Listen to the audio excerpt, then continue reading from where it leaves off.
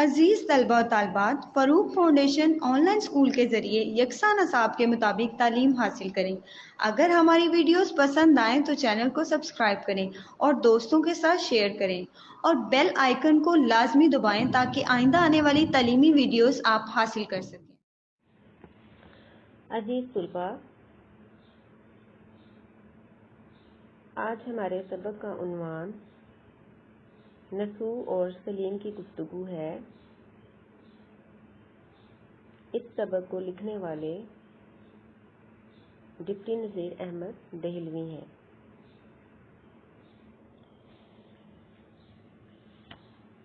Deputy Nazir Ahmad Dehlavi نے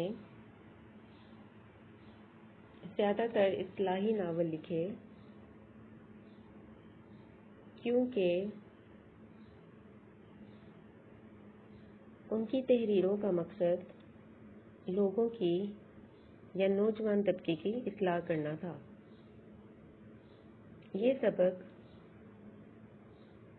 ان کا ایک اہم ناول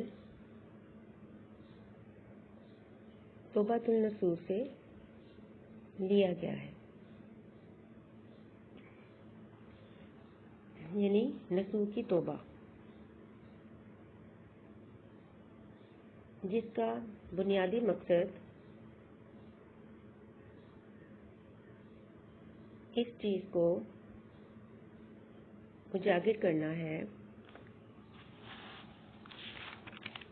کہ جب انسان کی زندگی دینوی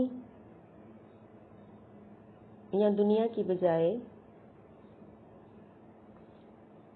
ابدی زندگی کو سنوارنے کی طرف راغب ہو جاتی ہے، تو سب سے پہلے اصلاح کا کام اپنے گھر سے شروع ہوتا ہے۔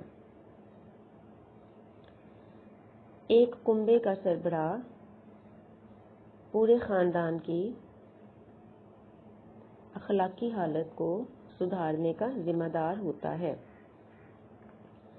اگر خاندان کا سربراہ اپنے کنبے کی صحیح طور پر دیکھ بھال کرے گا تو وہ قیامت کے دن سرخرو ہوگا، اور اگر وہ اپنے خاندان والوں کی صحیح تربیت نہیں کرے گا تو قیامت کے دن اللہ تعالیٰ کے سامنے جواب دہ ہوگا۔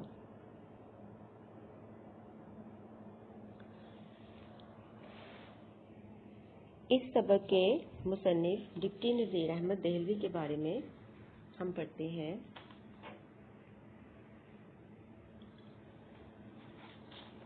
ڈپٹی نذیر احمد دہلوی کی پیدائش 1831 اور وفات 1912 ہے۔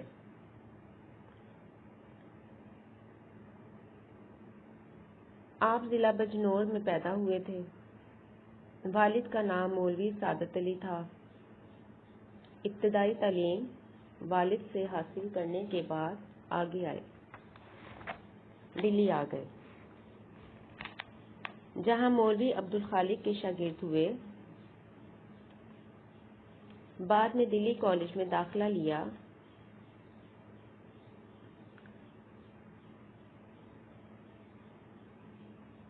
جب وہاں سے فارغ التحصیل ہوئے تو عملی زندگی کا آغاز ضلع گجرات کی ایک جگہ کنجا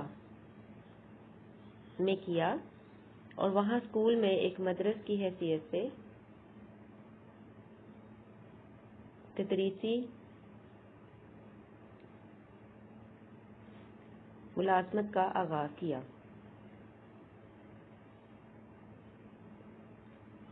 مولوی نذیر احمد پہلے دلی میں تھے، پھر انہوں نے استاد کی حیثیت سے اپنی ملازمت کا آغاز کیا اور گجرات آئے۔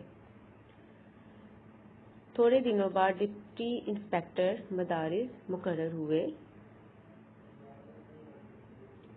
1861 میں وہ انڈین پینل کوڈ کے ترجمے کی وجہ سے پہلے تحصیلدار اور بعد میں افسر بندوبست بنے۔ یہ ان کی ملازمت کے عہدے ہیں: سر سالار جنگ کے ایما پر انگریزی ملازمت چھوڑ کر حیدرآباد دکن کی ملازمت اختیار کی۔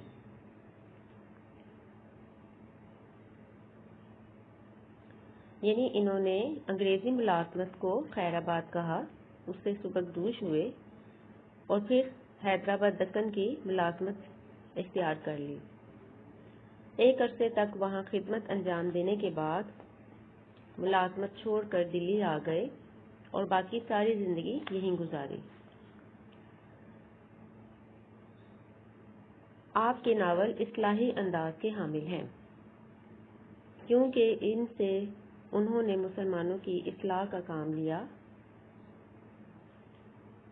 اگرچہ ڈپٹی نذیر احمد کی مقصد پسندی نے ناول کے فن کو کسی حد تک متاثر کیا ہے، لیکن یہ مقصدیت ان کے اسلوب بیان کی لطافت اور چاشنی کو ختم نہیں کرتی۔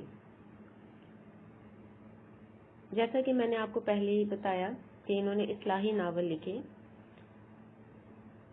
اور انہیں اردو کے پہلے ناول نگار کی حیثیت سے جانا جاتا ہے۔ یہ ناول بیسکلی 19ویں صدی کے نوجوان طبقے کی اصلاح کے لیے لکھے گئے تھے، اور ان کے ناولوں میں جو ایک اہم عنصر ہمیں نظر آتا ہے وہ اصلاحی مقصد ہے۔ مقصدیت کے ساتھ ساتھ ان کی تحریروں میں ہمیں لطافت بھی ملتی ہے۔ ان کی تحریریں ہمیں کسی طرح بور نہیں کرتی۔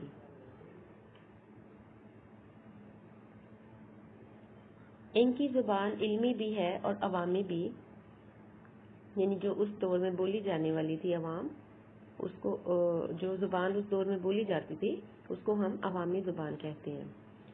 معاشرتی لطافتوں کے آئینہ دار محاوروں کے استعمال کا انہیں ملکہ حاصل ہے۔ یعنی جہاں وہ گفتگو کرتے ہیں یا ان کے وہ کردار جب آپس میں گفتگو کرتے ہیں تو ہمیں محاوروں کا استعمال بھی نظر آتا ہے۔ بالخصوص عورتوں کی مخصوص زبان، محاوروں اور مکالموں کے وہ استاد تسلیم کیے گئے ہیں۔ اگر ہم ان کے ناول پڑھیں تو سب سے اہم بات جو ہمیں ان کی تحریروں میں نظر آئے گی، اس زمانے کی عورتوں کا ایک خاص انداز تھا بات کرنے کا، وہ بات چیت کا انداز، وہ محاورے ان کے ہمیں مکالموں میں نظر آتے ہیں۔ نذیر احمد دہلوی کا شمار اردو کے ارکان خمسہ میں ہوتا ہے۔ ارکان خمسہ میں نے آپ کو جیسا کہ پچھلے اسباق کی پڑھائی کے دوران بتایا تھا، سر سید اور سر سید کے رفقائے کار، یہ 5 لوگ تھے، ان میں مولوی نذیر احمد یا ڈپٹی نذیر احمد کا بھی نام ہے۔ آپ اردو کے پہلے ناول نگار ہیں۔ آپ کے ناولوں میں مرات العروس، بنات النعش، توبۃ النصوح، فسانہ مبتلا اور ابن الوقت زیادہ اہم ہے۔ مرات العروس کو ہم اردو کا پہلا ناول کہتے ہیں، اور یہ اصل میں اس دور کی جو نوجوان لڑکیاں تھیں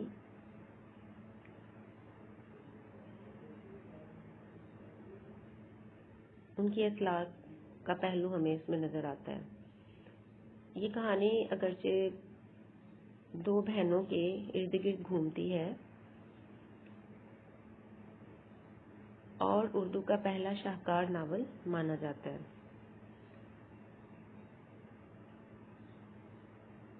یہ تمام ناول جن میں بنات النعش، توبۃ النصوح، فسانہ مبتلا، ابن الوقت اور مرات العروس شامل ہے،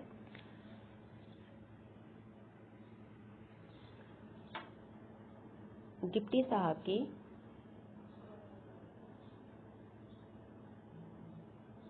شاہکار کوششوں کا ایک مثال سمجھی جاتی ہے۔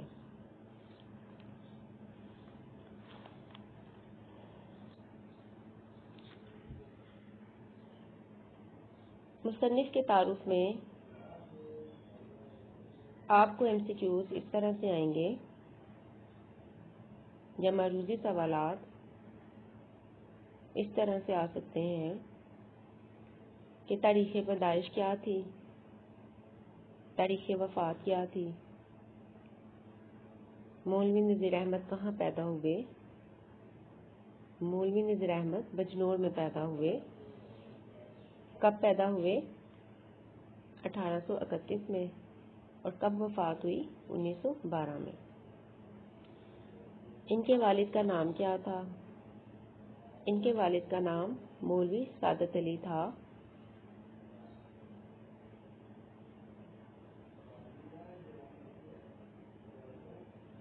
مولوی نذیر احمد کے ناولوں میں کون سا پہلو نظر آتا ہے؟ مولوی نذیر احمد کے ناولوں میں مقصدیت اور اصلاحی پہلو نظر آتا ہے۔ اردو کے پہلے ناول نگار کون تھے؟ اردو کے پہلے ناول نگار ڈپٹی نذیر احمد ہیں۔ ڈپٹی نذیر احمد کا شمار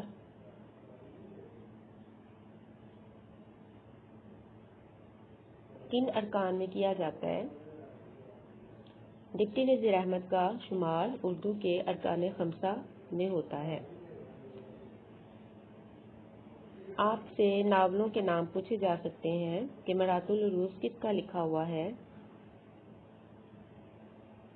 اسی طرح سے بنات الناس، توبۃ النصوح، فسانہ مبتلا یا ابن الوقت، ان ناولوں کے نام دے کر مصنف کے حوالے سے معروضی سوالات میں پوچھا جا سکتا ہے۔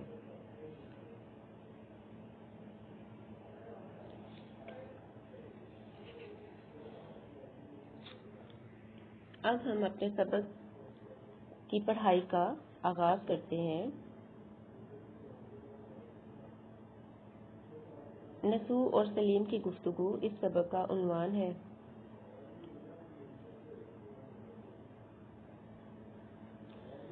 یہ سبق اس دور کی تہذیب، معاشرت،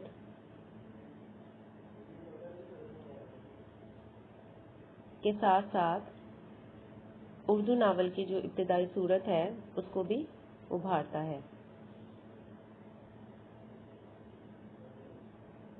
ڈپٹی نذیر احمد کی لکھی ہوئی ان تحریروں میں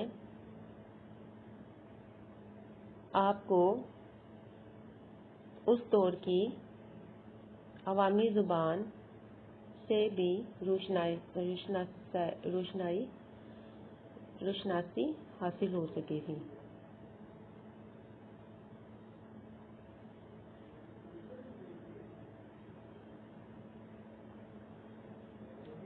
یہ سبق دراصل ایک مکالمہ ہے جو باپ اور بیٹے کے درمیان ہے۔ تعارف میں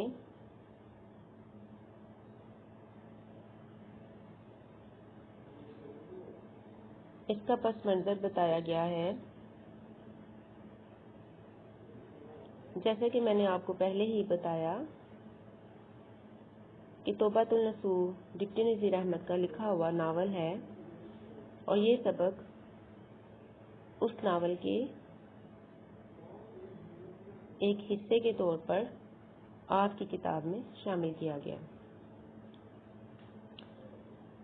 دلی میں ایک سال ہیضے کی سخت وبا آئی۔ نسوح بھی دیگر افراد کی طرح ہیضے میں مبتلا ہوا اور سمجھا کہ موت قریب ہے۔ مایوسی کے عالم میں اسے عاقبت کی فکر ہوئی۔ ڈاکٹر نے اسے خواب آور دوا دی تو وہ سو گیا۔ خواب میں اس نے مرنے کے بعد عاقبت کے دل دہلا دینے والے مناظر دیکھے تو وہ ہڑبڑا کر اٹھ بیٹھا۔